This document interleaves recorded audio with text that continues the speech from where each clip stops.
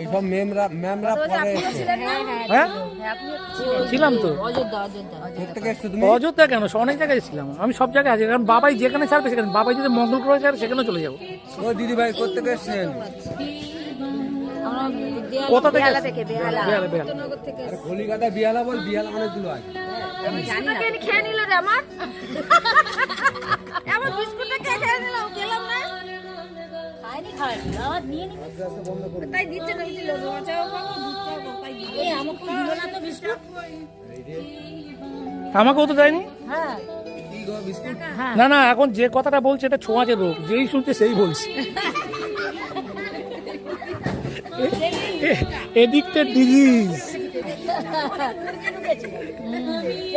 অনেক মুরগি ঢুকেছিল।